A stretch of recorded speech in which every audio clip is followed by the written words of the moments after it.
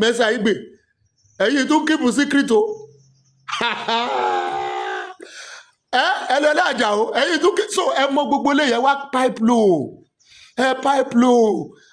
ọmọ baby shower make sense gan. I love that honestly inú mi dùn gan lágbára lọ́wọ́ Ọlọ́run á ṣe yín lọ́rẹ̀ ara yín kalẹ̀ ẹ bọ́kùnrin ẹ bọ́bìnrin ẹ nífẹ̀ẹ́ lè kẹ́ fi ṣàṣemọ́ o lẹ́yìn eléyìí ẹ tún bíbejì láṣẹ Ọlọ́run ọba ẹ wá pẹ́pẹ́pẹ́ nínú ọlá nínú owó nínú ìgbéga nínú ìṣerere nínú ọlá lágbára Ọlọ́run ìfẹ́ látòrí ìtẹ̀mí Ọlọ́run á fi sáàrin ẹ̀yin méjèèjì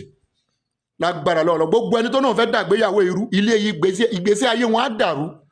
ẹ̀yin èèyàn wa arákùnrin tí ẹ̀ ń wò yìí ó ti kọ́lá òtù Mercy AIGBE àti arábìnrin tí a mọ̀ sí ENIOLA AJAO lórí ọ̀rọ̀ tí ó ń lọ. ẹ̀yin tèmi ẹ jẹ́ ká gbọ́ látẹnu arákùnrin yìí. ó ṣe wà nìyẹn. Yeah, good day everyone. Very quickly mo rí fídíò tí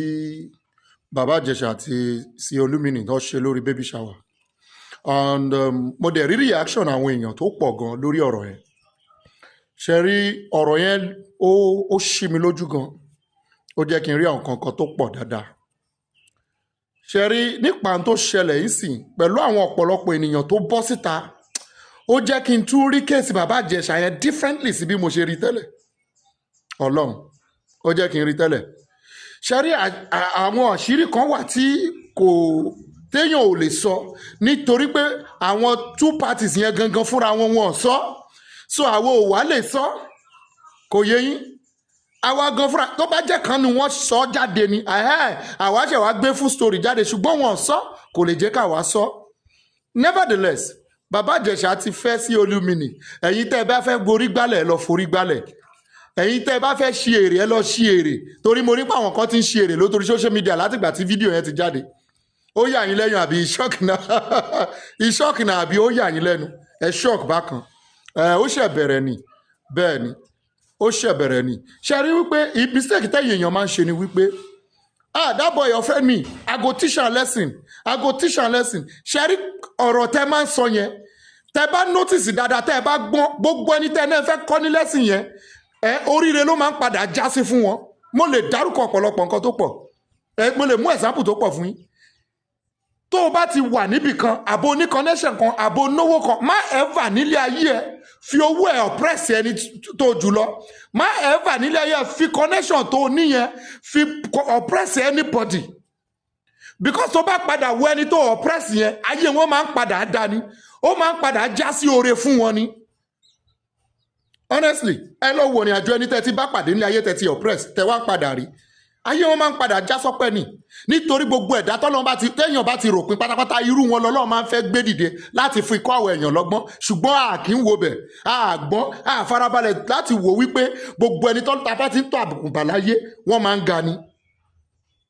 òun lọ̀rọ̀ bàbá Ìjẹ̀ṣà ẹ tún bọ́ síta bẹ́ẹ̀ ṣe tún ṣe ẹ bọ́ síta mo ṣe expect àwọn kọ́kọ́ bọ́ síta báyìí ṣùgbọ́n ó ṣọ́ọ̀kì wọn á máa sunkún kọ̀rọ̀ báyìí ẹ kó a máa gàn án láti gbà tó ti rí fídíò yẹn. Bọ́láńlé pẹ́pẹ́ dẹ bàbá Ìjẹ̀ṣà pẹ́pẹ́ dẹ bàbá Ìjẹ̀ṣà ló pẹ́pẹ́ wọ́n sì kò ń ṣe Bọ́láńlé o sí Olúmini ló pẹ́pẹ́ Mercy AIGBE ẹ̀yin tún kíìpù síkírìtì o ENIOLA AJAO ẹ̀yin tún so ẹ mọ gbogbo lè yẹ wá pipe low ọmọ baby shower make sense gan. I love that honestly inú mi dùn gan lágbára lọ́wọ́ Ọlọ́run á ṣe yín lọ́rẹ̀ ara yín kalẹ̀ ẹ bọ́kùnrin ẹ bọ́bìnrin ẹ nífẹ̀ẹ́ lè kẹ́ fi ṣàṣemọ́ o lẹ́yìn eléyìí ẹ tún bíbejì láṣẹ Ọlọ́run ọba ẹ wá pẹ́pẹ́pẹ́ nínú ọlá nínú owó nínú ìgbéga nínú ìṣerere nínú ọlá lágbára Ọlọ́run ìfẹ́ látòrí ìtẹ̀mí Ọlọ́run á fi sáàrin ẹ̀yin méjèèjì lágbára Ọlọ́run gbogbo ẹni tó náà fẹ́ dàgbéyàwó irú ilé ìgbésí ayé wọn á dàrú bó ṣe wà nìyẹn.